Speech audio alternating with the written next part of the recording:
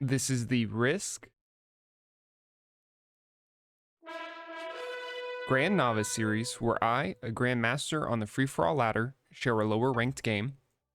From this, hopefully more people will see the game of Risk, newer players can improve their play, and maybe we'll get to see something crazy. The main thing to take from this is you don't have to be number one to have fun. So get out there and play some Risk and have some fun. The more people who approach the game with that mentality, more people who are going to be having fun. We're going to be enjoying it. We're going to be building a better community, and that's awesome. So today, what are we looking at here? We are looking at Dracon Fortress, 90-second turn timer. It is in ranked, fixed bounce blitz.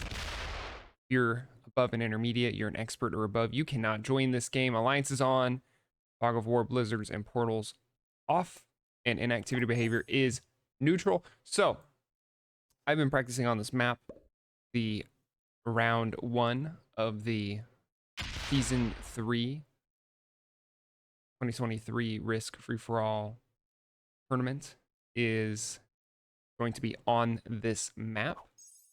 And I have been taking some notes. I should pull my notes up here just so I can look at them throughout the game. But as we can see early, we've seen the pink player understanding something, which is a bonus by turn 1, preferably. Turn 2 definitely is very important. The red player also understanding that the blue player maybe could have taken a bit of risk here and gone for theirs. Let us roll ourselves down here. Oh no, I'm getting dice I didn't want to get, and that is unfortunate for the blue player. But I do eventually roll myself out completely. And just keep going towards the blue player. Pulling ourselves out.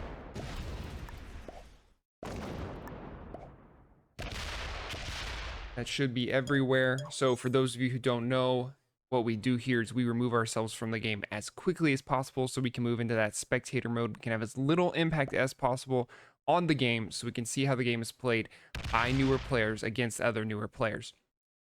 So all these players seem to understand right away that getting that first bonus is very important. Everyone went towards getting a first bonus, and actually looks like the blue player could have secured this bonus up here on turn 1 if they had wanted to.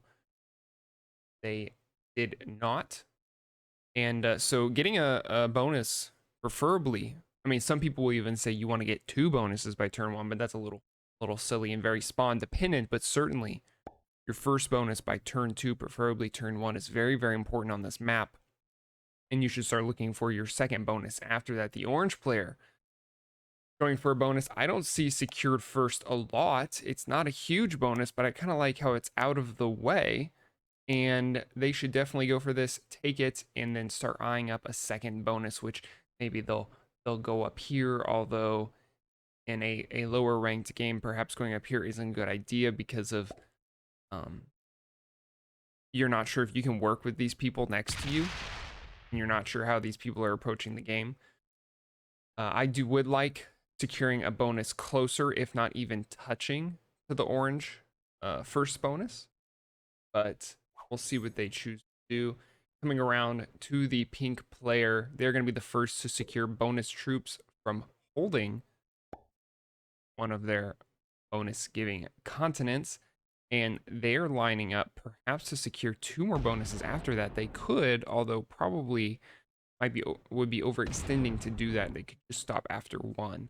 Let's see if they choose to roll that 6 over there in Nomad's Path, and they do. So they are holding now 3 bonuses, and that is amazing. So I actually have in my notes from the games I have played on this map, and that is, well, I can read it word for word, which is: third bonus is not necessary. Others may let you hold it, but don't expect to. So that's just what I've picked up from practicing on this map. But it is possible that the pink player gets the hold just because the blue player is not going to be breaking the pink player, and the red player will be putting themselves in a very vulnerable position, actually rolling a 3-on-1 over here, making themselves I'm not sure why they would have done that unless someone was asking them through the alliance chat to roll. Perhaps they wanted to line themselves up more to take this bonus here and get out of the way over here, and someone else wanted to take it. Not quite sure. Maybe they just wanted to be a part of the removal of myself. And actually, the red player did something that I quite like and something I already had in my notes, which was one of your early bonuses, from what I have noticed playing this game, should be less vulnerable. So the red player stacking on their bonus up here, keeping themselves less vulnerable, perhaps lining themselves up for, oh, and so the purple player does end up securing their second bonus. What I've noticed, man, I've noticed a lot of things if I'm going to keep saying it, but the red player now with their 11 stack in their next turn gonna be a 16 stack, and then the turn after that, if they have a big trade in, they can start looking towards sniping people. So rounds 4 through 6, especially if you have that big trade on 3, when your turn comes around that first time on the 4th round, you can look into sniping people. You can take someone out of the game early, which if you're in a tournament, that's great because you're going to get points for that. Now, if you're in just a ranked game, that's could not be so great because now you've maybe perhaps made yourself more vulnerable, and points for making eliminations just doesn't, or removals of other players, that doesn't matter here. That doesn't happen. It's just first, second, third, fourth, fifth, sixth. So we'll see what the red player chooses to do. Everyone allowing pink to hold, which I think was likely, very dangerous because, oh my gosh, the pink player going into the blue player, not letting them hold. How the blue player respond there, perhaps the pink player securing a 4th bonus. Will the other players let the pink player continue to expand off of that?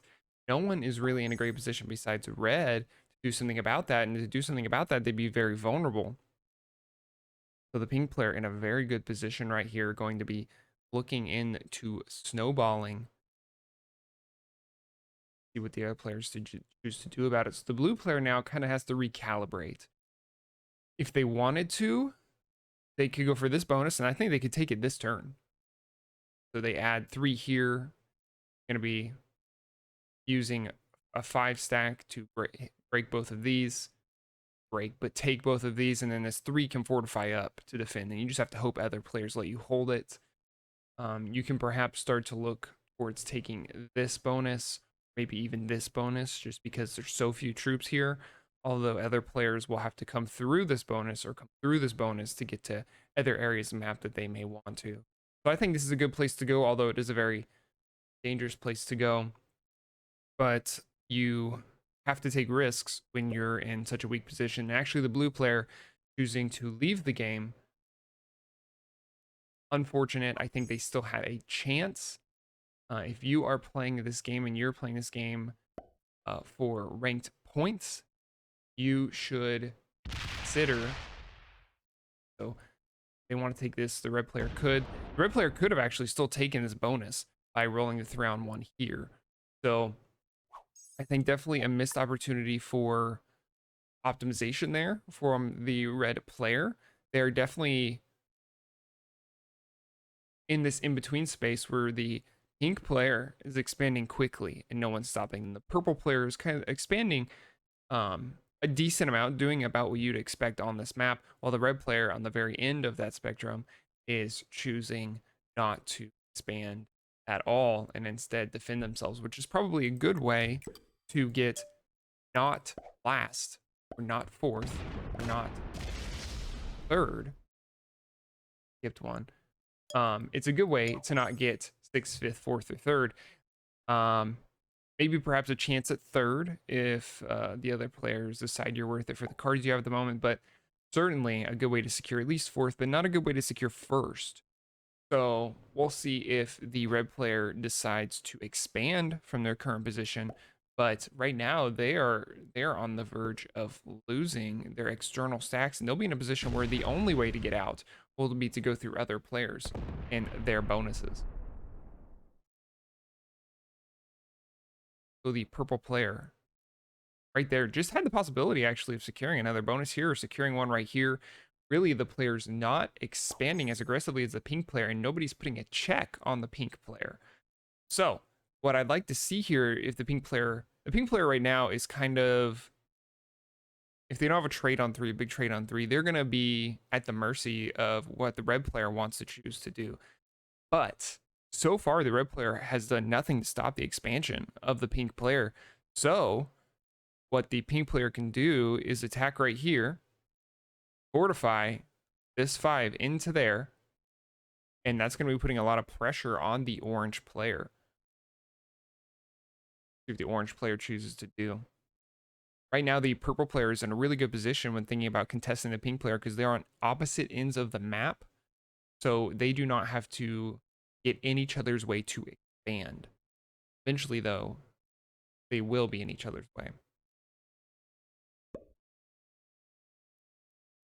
That could be in each other's way for first place. It could be in each other's way for one of these bonuses that they're both touching, but neither hold. The orange player taking a card and playing safe, going back to their safe little bonus, small but safe, out of the way. Nobody has to go through that bonus to get to anyone else. It's a nice little hole to sit in. I don't blame them. So the pink player, what was their trade here? It was a big trade. Oh my gosh, they could choose to do a lot right now. What are they going to choose to do? This is the chance to take people out. And it looks like the red player might be in their sights. So they do get, I think, a good roll on the red player here. They are going to be securing a 5th bonus. The red player just surrenders. What did the pink player choose to do now? They could choose to stop. I don't think, they do not have the red removal right now. So they should stop attacking. They're feeding it to someone else. They are going to have to get perfect dice here. Do they win the roll? Slow rolling it, so they understand that. So they do not win the roll, and they have now fed 3 cards to whoever wants to take them. So we'll see who takes it. It could be anybody. The purple player will have the first chance at it. So purple player may choose this opportunity to run a sweep and really break the pink player, put pressure on the pink player. We'll see, because the orange player is still a bit of a wild card here, not knowing what they're going to do, where they're going to go. Looks like I only have 1 location still here on the board. We're going to roll ourselves out.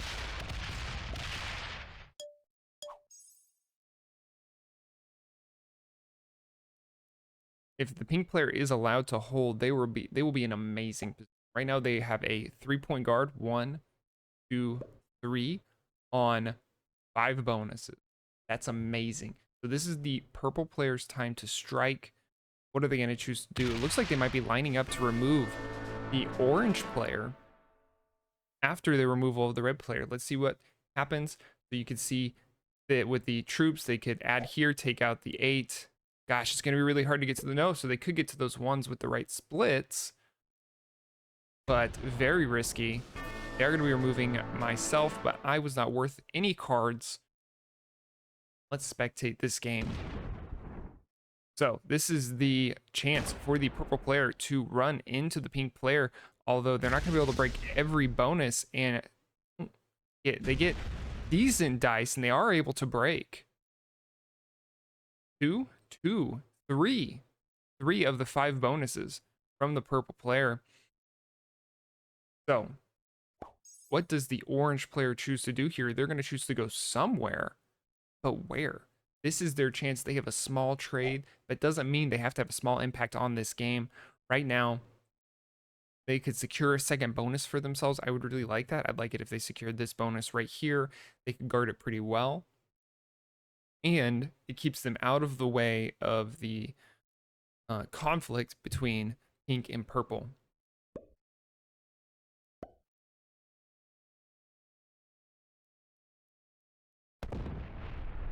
It looks like they're going to be removing the blue player from the game, doing everybody a favor because it's going to get those cards off the board, but it's also going to get all those troops out of the way.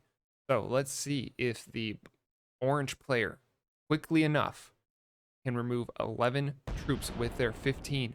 Ooh, that was a very bad roll. It is now not impossible, but not 100%, and they are successful. So they secure the 2 cards of the blue players, but it doesn't give them a trade-in. It does give them a bonus, and I don't think the purple player will break it. So we may be seeing an alliance of convenience and also an alliance of, say, fear because of how aggressive the pink player has been so early in the game, how little they have respected the boundaries of the other players.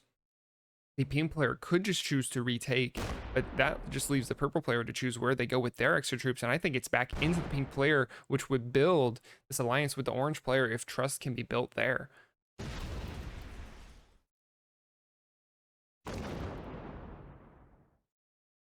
Unfortunately, now the purple player doesn't have any obvious way to get to the pink player. I suppose they could go through the orange player here, wouldn't hurt him a whole lot, and then break the pink player again. I dislike not considering the orange player as a threat because they absolutely are. Just how they've played up to this point versus how the pink player has played up to this point. If I'm the purple player, I am more worried about the pink player.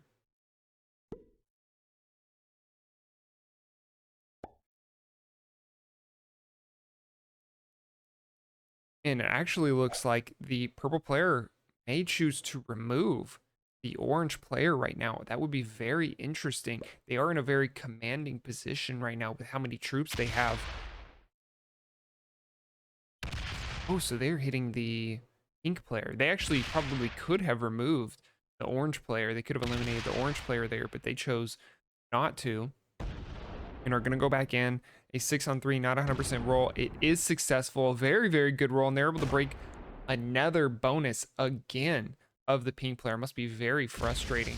And actually breaking the orange player, this is a dangerous game to play because you are now putting yourselves in a position where you have 2 enemies.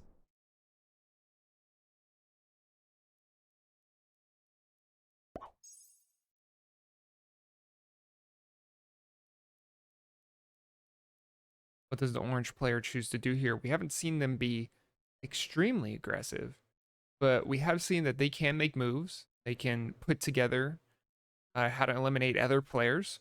Do they have a trade on 3? It would be very, very good for the purple player if the orange player botted right now, just because of the location of. So they have not botted. They're here and they're going to attack.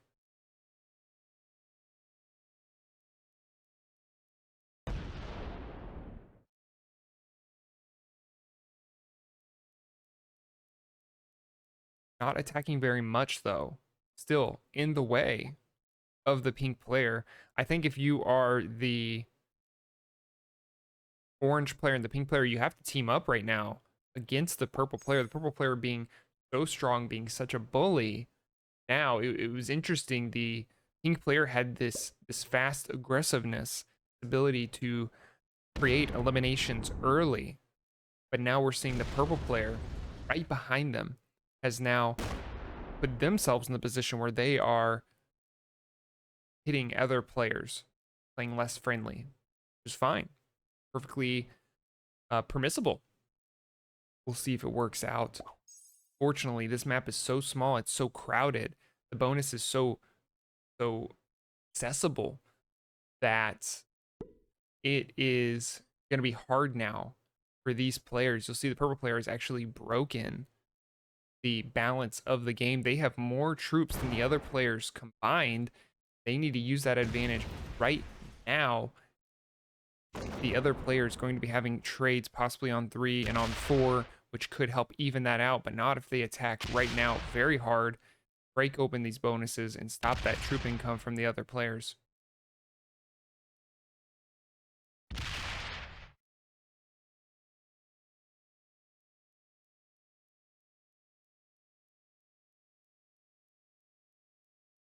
Fortunately, the orange player and the pink player so close to each other going to be very hard to get out of each other's way so they can both attack the purple player.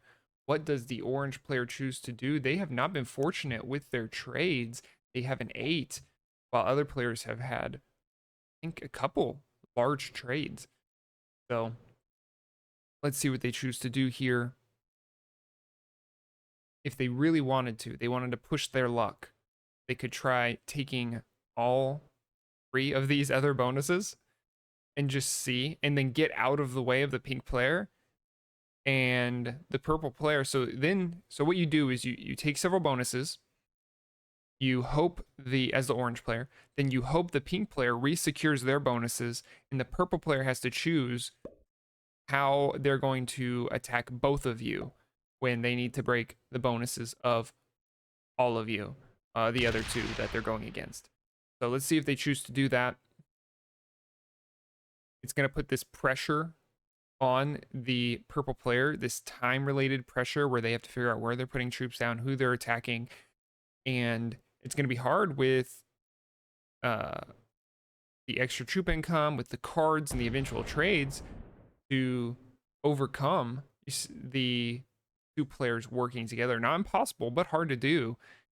And we'll see if the purple player has the decisiveness to be able to remove one of the other players and take that into the 1v1 with hopefully an advantage. Let's see, the pink player does have a trade. It is a big trade. What are they going to choose to do? They are going to choose to go into the purple player. The purple player is asking for it. So we'll see how much damage they're able to cause. They do get an amazing roll, so they should be able to break several bonuses. Actually, they secure one for themselves, very interestingly. Cannot forget to roll this down here, though.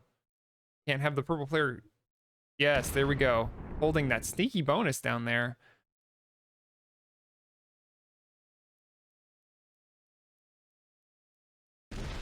Now only knocked down to 1 bonus.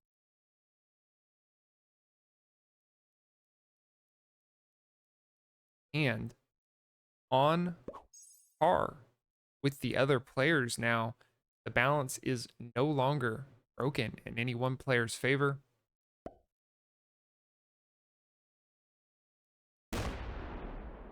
This is definitely a mistake. Another good roll.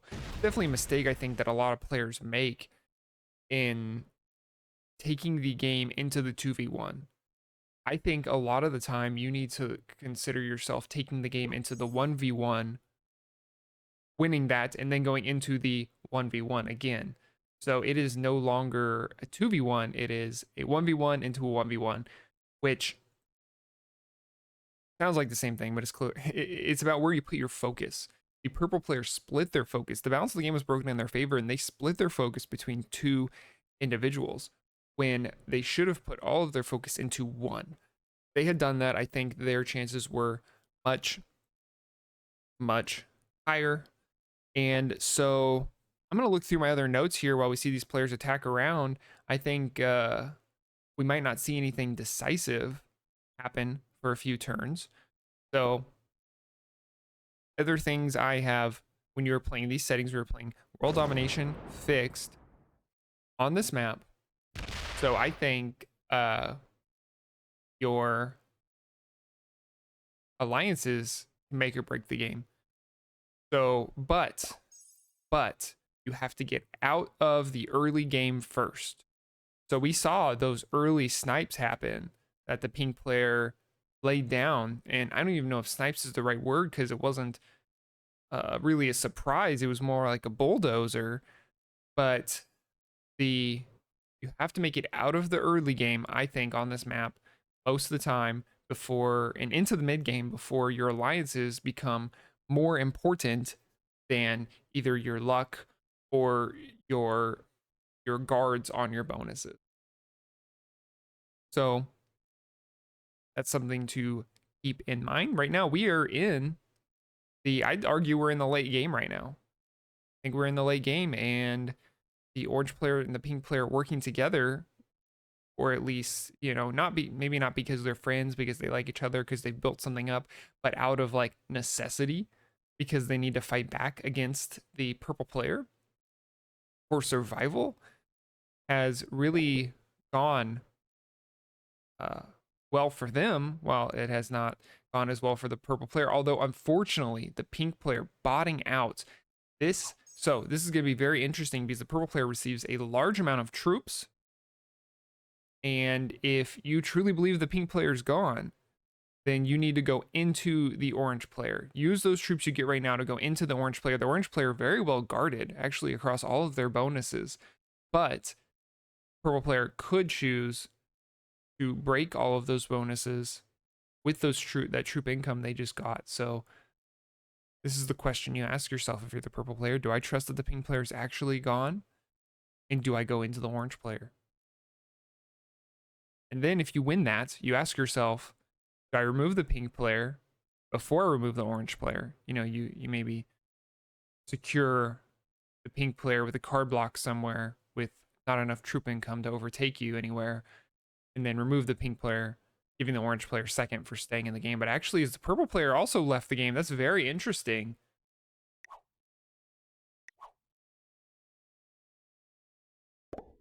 Could this be the game to the orange player? This will be fun. Okay. So if the orange player is still here, now they just have to clean the rest of it up. The hour has just rolled over where I am. So perhaps it has also rolled over where everybody else is. And they all needed to go do a thing. Go do a thing somewhere. So the orange player taking this time to expand, cure some bonuses, break some bonuses. This is their time. So while the orange player cleans up the other two players who have unfortunately left the game, let's look at these other notes I had on this map, on these settings. So I think earlier in the game, going later in the turn order is a hazard. Now, that is not obvious from what we're watching here, because you can see the purple player and the orange player, in the 5th and 6th positions, have done just fine for themselves.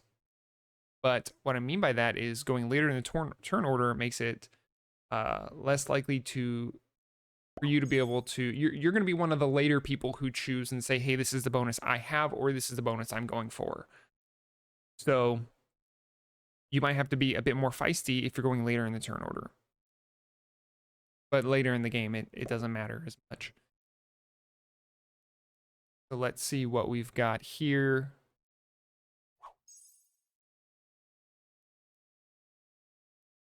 Those were all the tips I had, all the notes I had on this map right now.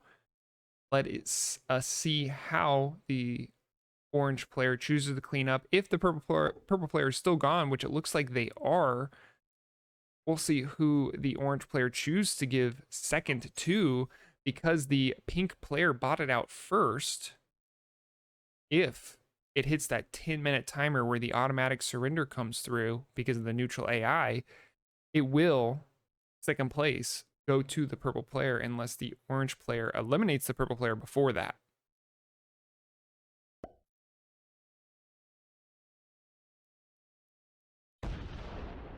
Although at this moment, it does look like the orange player intends on giving the purple player third place and the pink player second. This is their time to attack fast, attack all over the place. You can see after 2 turns of just the orange player being able to do whatever they want, and the pink player and the purple player doing nothing besides just stacking on territories they already own, the balance of the game has still not broken in the orange player's favor, which I think speaks to how much of an even endgame we were looking to go into, and the even endgame we were in. So, for those who do not know, the balance of the game is broken when one individual holds more troops than all other individuals combined that are remaining. I suppose you could combine all the other individuals that have been eliminated too, because they have 0, right?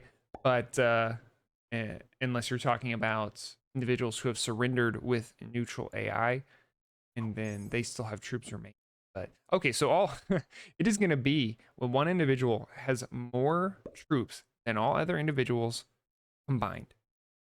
So it's not 100%, ooh, I just broke the ballots because I have this number of troops. Looks like I'm taking the W right now. It's not that simple because you've still got troop income from turn rotations. If you're playing in a progressive game, then you've still got to deal with income from cards.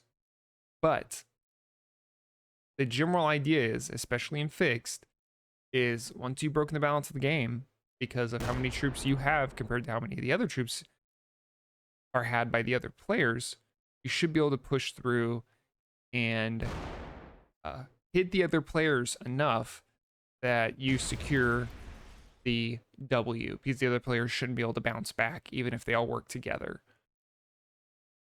It's not a 100% guaranteed rule, but it is a good rule of thumb and a good way to look at the game to know, oh wow, I'm really in a strong position right now, and I can push that, and even if it doesn't work out, I still have some cushion to fall back on.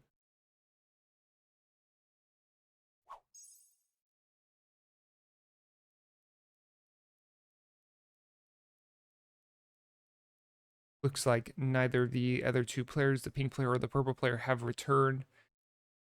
So, orange player. Is this the turn? This could be the turn the orange player ends the game. You can see they just got a huge amount of troop income.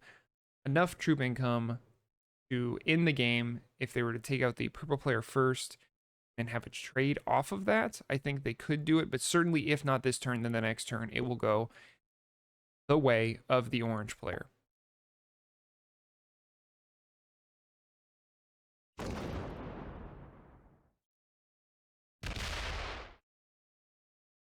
This is a victory lap for the orange player. Who would have thought the individual who secured this is tucked away, out of the way bonus here? Perhaps an undervalued bonus, I think. Who would have thought that they would be the one securing the end of the game here? They weren't very aggressive, and it seemed as if they were definitely taking their time to think about what they were going to choose to do, which is not a bad thing. And I think we're going to be coming to the end of this seeing a newer player take the W, which is awesome. So, the orange player removing the purple player. Interestingly, we may even see the pink player surrender before the purple player or the orange player is able to completely remove them from the game. Remember, with neutral AI, when someone leaves the game, it is 10 minutes before the neutral bot that's left behind surrenders. So we're going to see it cut close here, but I think the orange player will be able to finish off the game before the pink player surrenders.